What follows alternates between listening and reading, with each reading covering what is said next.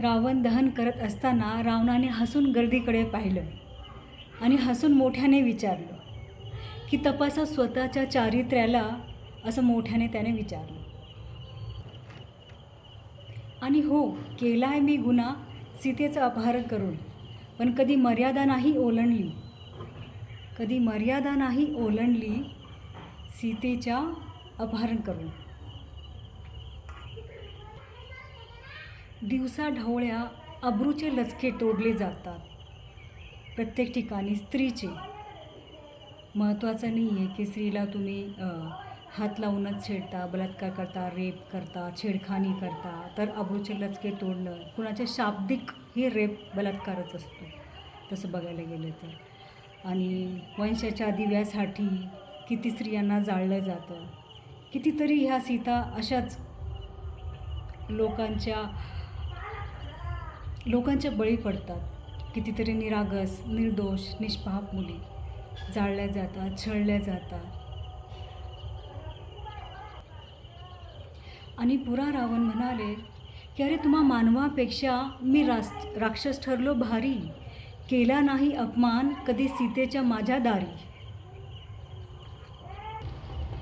हक्क नाही तुम्हाला मला बदनाम करण्याचा, हक्क नाही तुम्हाला रावण मला बदनाम करण्याचा, प्रयत्न करा अगोदर स्वतःच्या चारित्र्याला सुधारवण्याचा. मला रावण, मला राक्षस बोलण्या अगोदर तुमच्यातला राम मला दाखवा, तुमच्यातला राम मला दाखवा, तुमच्यातला राम मला दाखवा. हॅपी दशेरा. आणि आशा आहे की तुमचे 9 दिवस नवरात्रीचे चांगलेच गेले असणार आहे मातेच्या कृपेने.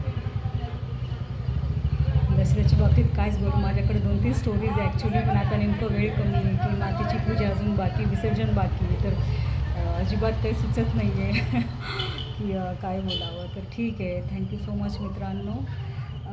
मातेची पूजा आपण ज्या प्रकारे करतो ना, माता म्हणजे जगत जननी, आई दुर्गा, आई भवानी, आई अंबाबाई, आई कोल्हापूरची, आई तुळजा भवानी, ही आपल्या सगळ्यांची कुलस्वामिनी, आई सप्तशृंगी देवी, सगळ्यांची कुलस्वामिनी कोणी ना कोणी आहे याच्यातली.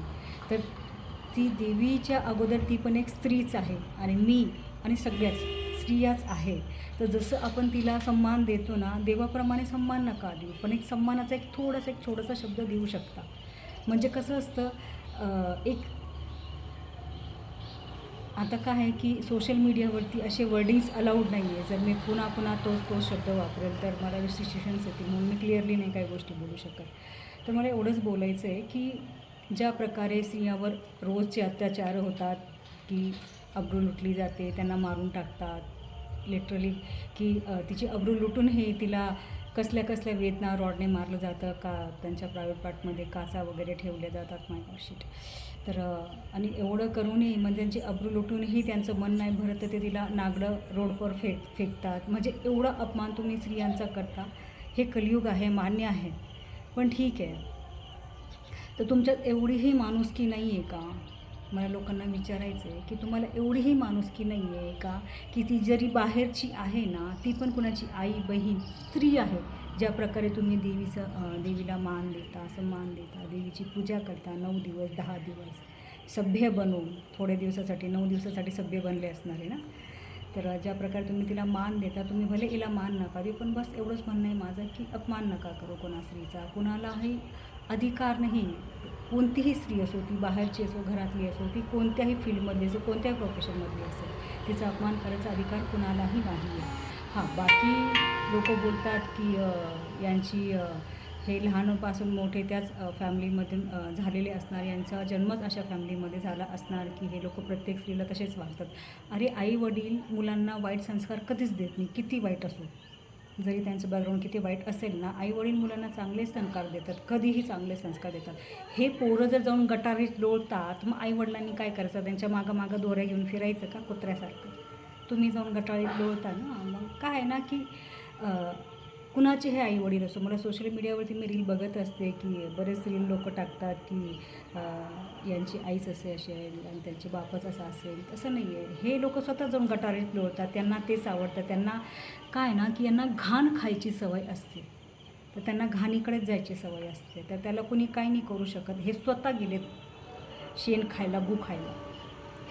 तर मित्रांनो, जास्त बोलेल मी की कारण मला खूपच बोलायची सवय सगळ्यांनाच माहिती आहे.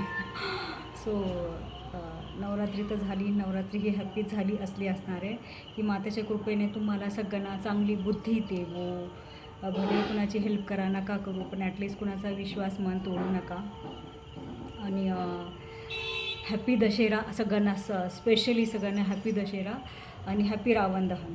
ठीक आहे, थँक्यू सो मच. रावण जरी राक्षस होता, त्याने त्याची मर्यादा कधीच नाही ओलांडली. त्याने भलेही सीतेचं अपहरण केलं होतं, पण सीतेला हात कधीच नाही. तर तुम्ही हे बघा की ओरिजिनल असली खरा असुर कोण आहे? तुम्ही. मला तर तेच वाटतं. Thank you so much. मी तुमची सगळ्यांची मैत्रीण सुनीता. Thank you so much.